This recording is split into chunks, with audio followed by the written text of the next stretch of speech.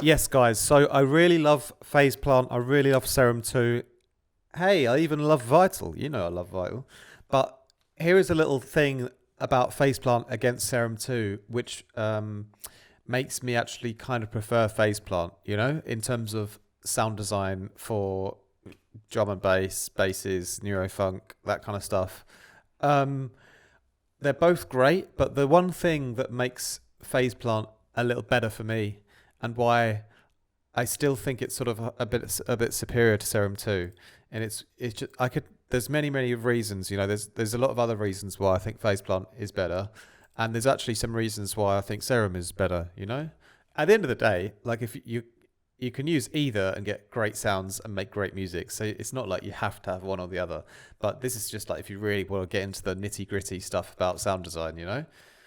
So, what I've got shown here for you guys is I've made a Reese in Phaseplant and Serum, which are pretty much the same, you know?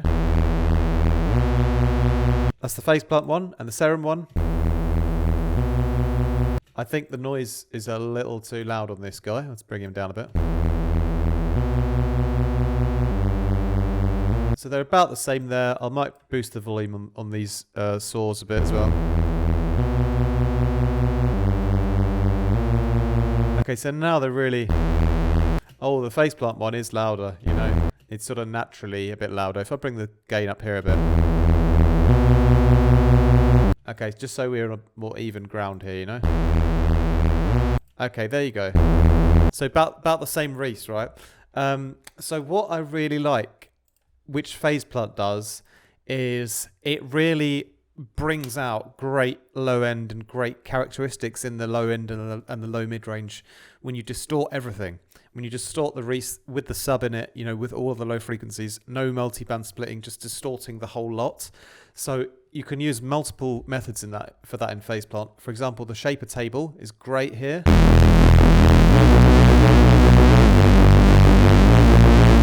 Sounds sick. It's really fattened up the sound, turned up the volume, and beefed up the low end a lot as well, you know?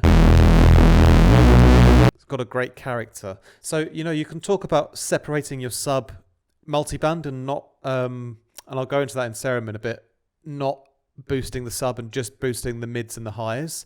But in sound design, what I find is to get a really nice character of a bass, I actually want to distort that sub in there. I want to distort that kind of sine wave with the mid-range and the higher harmonics. I want to distort it all together because that's how I get like unique tones and harmonics and characters by doing that, you know? So I like distorting everything at once.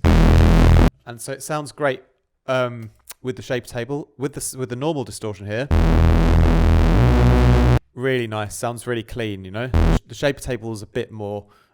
really kind of changed the sound a bit more.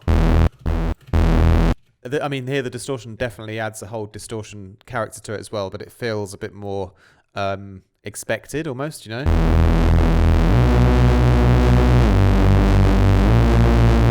But that sounds sick, you know, on everything. And then you can even do some kind of distortion with the non-linear filter, for example, as well. If you use these kind of special modes and turn the drive all the way up, keep the filter here on flat so it's not taking so many frequencies out.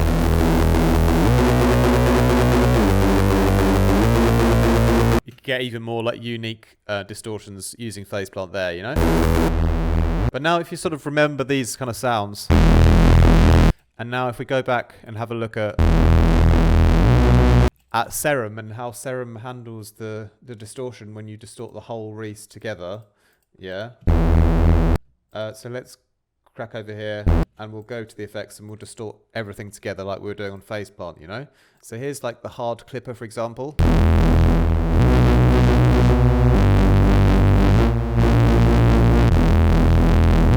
Leaves a lot to be desired when you compare it, because that could kind of be maybe, you know, compared to the normal distortion on Phaseplant, you know? Obviously the Phaseplant one kind of sounds much richer, you know? And it's a similar kind of thing with the other distortions as well. And for example, the overdrive here, stack 3.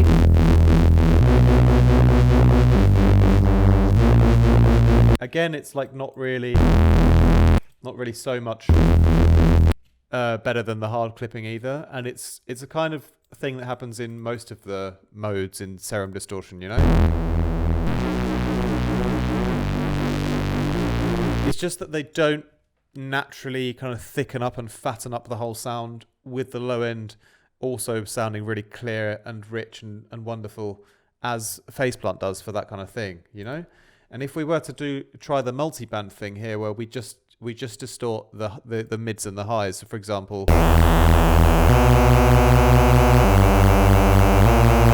here we might need to turn down the noise a bit.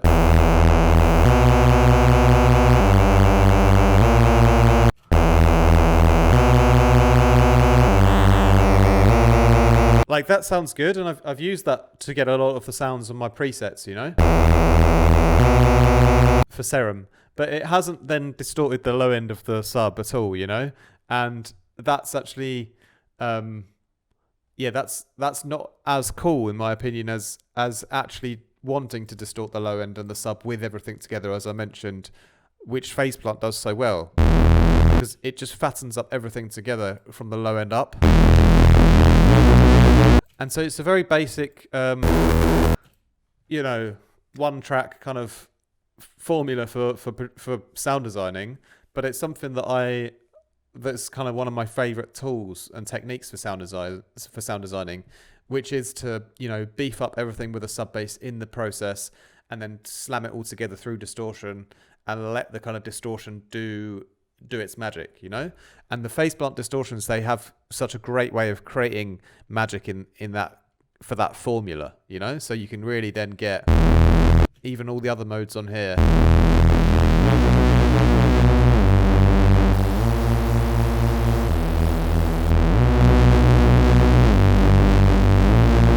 They just do something to fatten up the low end that Serum just doesn't do, unfortunately, you know? And this is not me having a dig at Serum by any means. It's just showing you by sort of demonstrating here how the synth reacts when you just got something like a Neuro Reese and you just want to slam it with distortion without worrying about anything and just letting the distortion just take it to new heights. You don't really get that in Serum, I've found, or it's you have to sort of really noodle around a lot to try to get something like that to happen. Whereas on Phaseplant, you instantly get these sort of constant upgrades in the sound character and almost the power as well when you just distort everything. And I'm a bit lazy. I love to just distort everything and just hope for the best. And that's why I like to use Phaseplant so much, because it allows me to do that, you know? So just to wrap up the video, both synths are great. I'm not trying to knock one over the other one. Obviously, it sounds like here, you know, I much prefer Phaseplant. But yeah, I'm just trying to show you like one of the reasons why I still think Phaseplant is excellent, and that's just because of the way it just completely beefs up your sound just by using the distortion units, you know, and you can stack them up with the different kind of distortion plugins, you know, the different distortion units, and get many types of different characters where they kind of bring up not only the low end but also give you different mid-range characters, you know. And it just does in my opinion at least, it does like a much more powerful job at that kind of technique, you know. It's not the only technique for sound design to get good sounds, but it's one of those techniques that I like the most, just distorting everything heavily. And it's like always easier to get good results doing that on Phaseplant, just because of I guess just the software, the algorithms, whatever, the distortion effects themselves, you know. I just put it on record publicly that I just think the distortion effects on made by Kilohertz are just like superior to the Serum ones, you know, just because of how they change the sound. So in the kind of stuff in the sounds that I want to make, you know. So that's why I still really rate Phaseplant. All right. So anyway, big ups for watching, and leave us a comment down below what you guys think. Again, it's not a thing about you have to pick one over the other. It's just me showing like the intricacies of why I prefer Phaseplant for this kind of thing. And yeah, but anyway, thanks a lot, guys. Big ups for all your support on the channel, and make sure you always leave a comment and like and subscribe if you're new, and check out the links to my videos as well for preset packs, Patreon, one-on-one lessons, and mastering as well. All right, that's it for me today. More from me very soon. Much love.